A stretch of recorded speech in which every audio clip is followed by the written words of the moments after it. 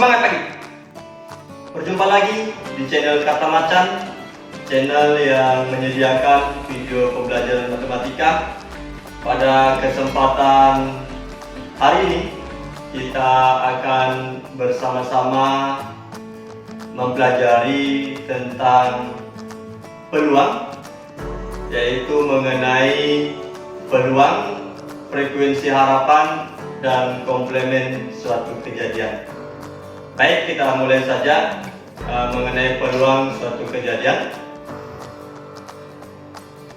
Ya, misalkan suatu percobaan mempunyai ruang sampel berhingga banyaknya, dan setiap titik sampel mempunyai kesempatan sama untuk muncul. Jadi ada suatu kejadian yang suatu percobaan yang ruang sampelnya itu berhingga banyaknya. Artinya bisa dihitung ada berapa anggota ruang sampelnya, dan setiap titik sampel itu memiliki kesempatan yang sama untuk terjadi atau muncul. Maka peluang kejadian A itu adalah biasa disimbolkan dengan PA. Itu adalah untuk mencari NA per NS. Nah, di mana PA itu adalah peluang kejadian A, sedangkan NA itu adalah banyak anggota A pada ruang sampel atau S, dan NS itu banyak anggota ruang sampel atau S. Supaya lebih mudah memahami, kita lihat contohnya. Contoh pertama, pada pelemparan sebuah dadu, tentukan peluang kejadian munculnya. A. Mata dadu 5. B. Mata dadu genap. Kita lihat penyelesaian. Jadi sebuah dadu itu memiliki 6 mata ya. Jadi dadu ada angka 1, 2, 3, 4, 5, 6. Sehingga banyak anggota di ruang sampel itu. Kalau kita lihat 1, 2, 3, 4, 5, 6. Jadi ada 6 sehingga NS-nya 6. Yang bagian A, andaikan kita misalkan A itu adalah suatu kejadian muncul mata dadu 5, maka A-nya itu ya anggotanya hanya 5. Berarti ada berapa anggotanya? Ya 1, yaitu 5 itu sendiri, sehingga NA-nya itu 1. Sehingga peluang kejadian A selalu rumusnya NA per NS. Nah, NA-nya sudah ada, yaitu 1, sedangkan NS per 6, sehingga peluang kejadian A itu atau PA itu adalah 1/6. Kita lihat yang bagian B. Misalkan B itu adalah kejadian muncul mata dadu genap, maka B itu adalah yang genap, yang anggota di S ya.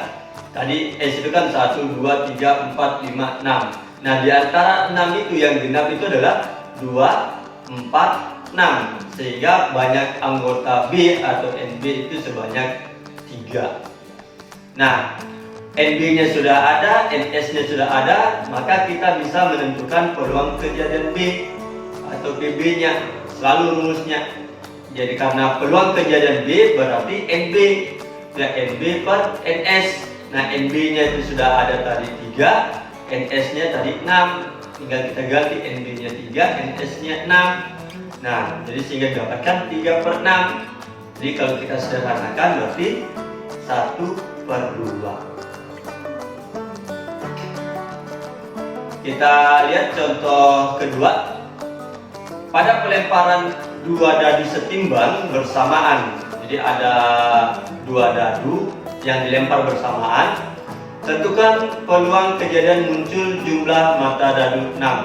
Jadi ada 2 mata dadu. Jadi di setiap pelemparan pasti ada 2 yang muncul, 2 mata. Mata dadu pada dadu pertama dengan mata dadu pada dadu kedua. Nah, untuk mendata semua itu sebaiknya kita membuatkan tabel, ya. Jadi dengan bantuan tabel kita bisa dengan mudah melihat apa-apa semua yang menjadi anggota ruang sampel. Nah, perhatikan itu. Jadi di mata dadu pertama andaikan yang pada baris pertama, dan mata dadu kedua andaikan di kolom pertama, maka kemungkinan yang muncul pada pelemparan itu adalah pasangan berurut yang 1,1, 1,2, 1,3 sampai dengan 6,6. Nah, kita lihat sendiri di situ ada berapa pasangan yang terjadi. Nah, berarti sebanyak berapa? 36. Berarti NS-nya itu adalah 36. Nah, sekarang andaikan A itu adalah kejadian muncul jumlah mata dadu 6, maka kita lihat yang mana semua di antara pasangan itu yang berjumlah 6. Ya, kita lihat tuh. 1,5, 2,4, 3,3, 4,2, 5,1. Jadi ada berapa? Ya, perhatikan di situ yang dilingkari yang dilingkari ada 5 lingkaran itu berarti sebanyak 5. Berarti NA-nya 5. Nah, setelah didapatkan NA-nya ada, NS-nya ada, maka bisa kita masukkan pada peluang. Ya, jadi PA-nya itu adalah NA per NS, ya, itu sama dengan 5 per 36. Nah, NA-nya sendiri itu 5, NS-nya itu 36, sehingga didapatkan 5 per 36. Oke, kita lihat contoh berikutnya, contoh ketiga. Suatu kotak berisi 15 kelereng merah dan 5 kelereng hijau. Dari kotak tersebut diambil sebuah kelereng secara acak. Jadi ada sebuah kotak yang di dalamnya berisi 15 kelereng merah dan 5 kelereng hijau. Nah, diambil satu kelereng secara acak. Jadi namanya acak berarti semua memiliki kesempatan yang sama untuk terambil. Tentukan peluang yang terambil itu kelereng hijau. Ya, jadi tadi 15 kelereng merah dan 5 kelereng hijau. Kita lihat penyelesaiannya. Nah, NS tadi karena kelereng merahnya 15, hijaunya 5, berarti totalnya berapa? Berarti totalnya 20. Jadi ada 20 kelereng pada kotak. Ini 20 pada kotak, sehingga NS-nya itu sebanyak 20. Nah, andaikan A itu adalah kejadian terambil kelereng hijau, tadi di kotak itu ada berapa kelereng hijau? Nah, di kotak itu ada 5 kelereng hijau, maka NA itu adalah 5. Ya, diambil satu persatu. Jadi diambil satu di kotak.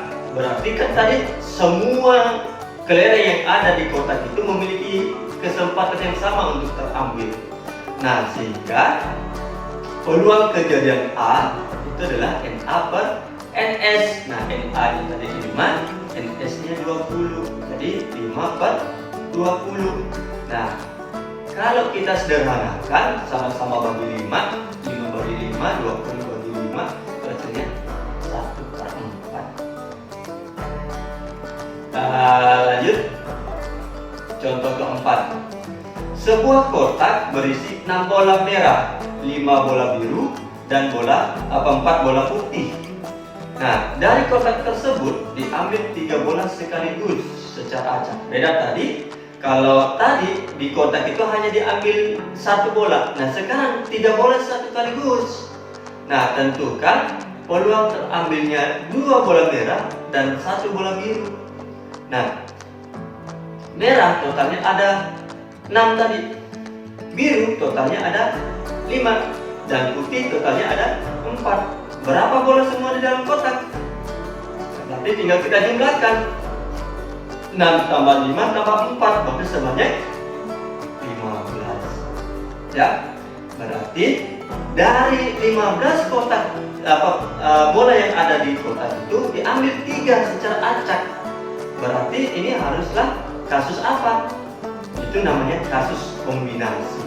Sehingga untuk mencari NS-nya itu kita menggunakan kombinasi karena pengambilan 3 bola dari 15 bola. Sehingga NS-nya itu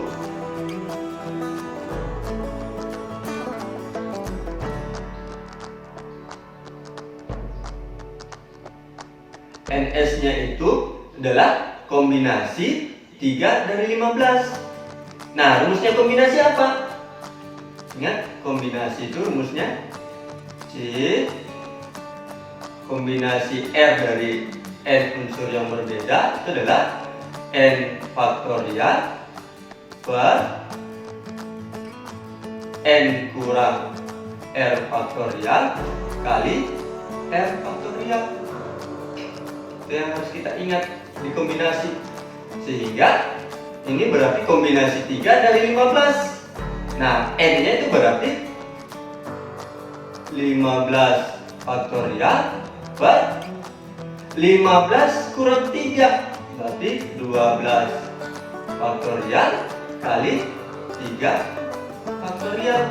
Nah, perhatikan di pembilang itu 15 faktorial, sedangkan penyebut yang tertinggi itu 12 faktorial. Maka supaya lebih mudahnya 15 faktorial ini kita buatkan seperti ini. 15 kali 14 kali 13 kali 12 faktorial dibagi 12 faktorial. Nah, ini sama-sama 12 faktorial. Sehingga sisa 3 kali 2. 3-nya dengan 15 bisa, kita 15 bagi 3 itu sisa 5. Dan 14 bagi 2 itu adalah 7. Sisa 5 kali 7 kali 13. Itu berarti hasilnya 455.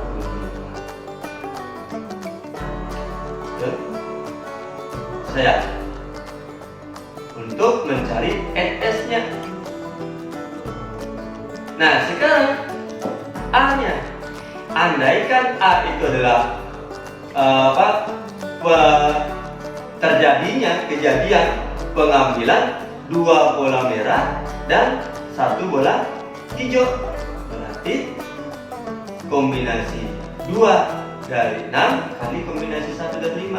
Karena merah tadi sebanyak 6 adanya, hijaunya sebanyak 5 yang ada. Berarti tentu terambilnya 2 dari 6 untuk merah dan hijau terambilnya 1 dari 5. Hingga di sini kombinasi 2 dari 6 kali kombinasi 1 dari 5 itu NA-nya. Nah, kombinasi sama ini kombinasi R dari N unsur. Untuk yang ini R-nya itu 2, N-nya 6.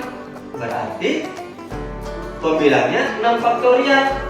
Nah, 6 faktorial kan bisa dibuatkan 6 kali 5 kali 4 faktorial per 6 kurang 2, 4 faktorial kali 2 kali 1. Nah,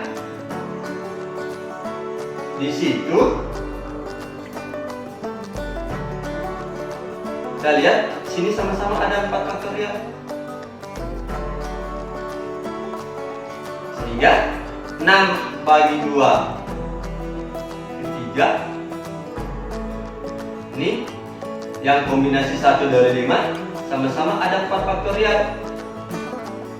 Berarti sisa 3 kali 5 itu 15 kali 5. 15 kali 5 itu 75.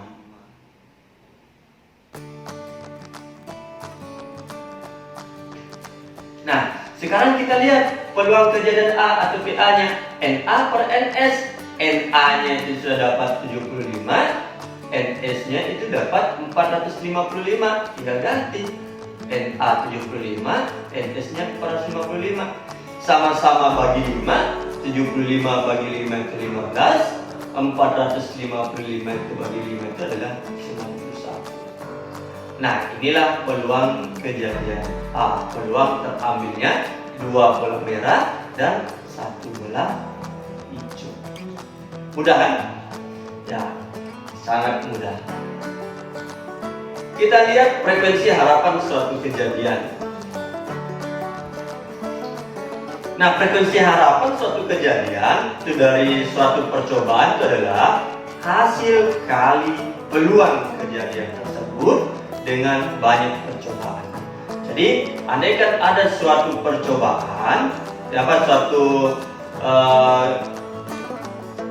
peluang satu kejadian, andaikan kejadian munculnya angka pada pelemparan satu koin. Nah, akan dilakukan pelemparan sebanyak 100. Maka dicari peluang kejadian munculnya angka pada satu pelemparan. Nah, setelah terjadi dilakukan didapat peluang kejadiannya, barulah dikalikan dengan berapa kali dilakukan pelemparan itu. Nah, itu yang dimaksud dengan banyaknya percobaan. Nah, supaya lebih mudah kita lihat contoh. Ini rumusnya ya, rumus frekuensi harapan kejadian A, andaikan itu A. Jadi frekuensi harapan suatu kejadian A itu adalah peluang kejadian A dikalikan banyak percobaan. Kita lihat contoh yang lebih mudah dipahami. Contoh 5. 2 dadu dilempar bersama sebanyak 180 kali. Tentukan frekuensi harapan munculnya mata dadu berjumlah kurang dari 6. Jadi N-nya itu sebanyak 180 kali. Kita cari peluang kejadian muncul mata dadu berjumlah kurang dari 6. Jadi ada 2 dadu yang dilempar secara bersama-sama. Cari peluangnya dulu. Dari satu pelemparan itu yang muncul mata dadu yang berjumlah kurang dari 6. Jadi kalau ada percobaan pelemparan 2 dadu secara bersama-sama, supaya lebih mudah kita menentukan NS maupun kejadian suatu banyaknya kejadian yang mungkin terjadi, maka kita perlu bantuan tabel. Ya, kita lihat.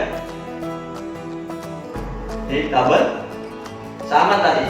Andaikan kolom pertama ini adalah mata dadu pertama dan baris pertama itu adalah mata dadu kedua, maka yang mungkin terjadi ini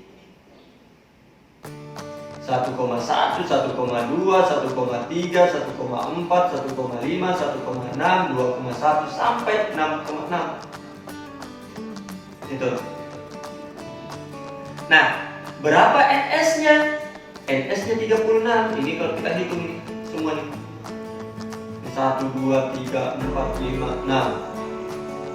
1, 2, 3, 4, 5, 6. Berarti 6 kali 6. Atau boleh juga dicari 6 pangkat 2. 6 pangkat 2. Ini dapat 36. Nah, kita lihat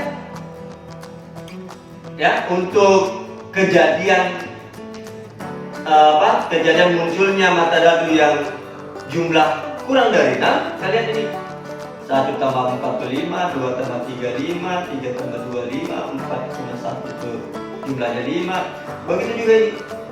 Inilah yang kurang dari 6 jumlah mata dadu yang muncul. Nah, ini tidak masuk karena jumlahnya 6, jadi tidak boleh.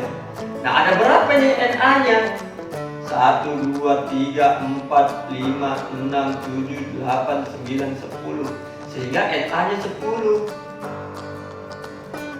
Nah, NA-nya sudah ada, NS-nya sudah ada, maka peluang kejadian A-nya bisa kita cari. Setelah kita dapatkan peluangnya, bisa juga kita mencari frekuensi harapan. Dia melakukan pelemparan sebanyak berapa? Maka N-nya 180, karena banyaknya pelemparan itu sebanyak 180.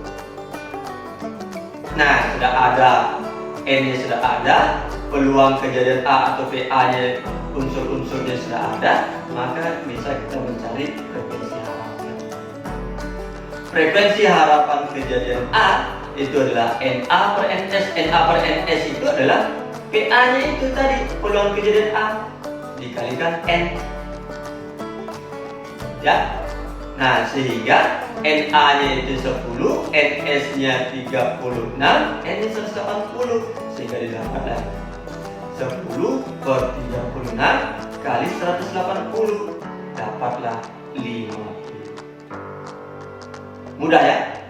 Sangat mudah.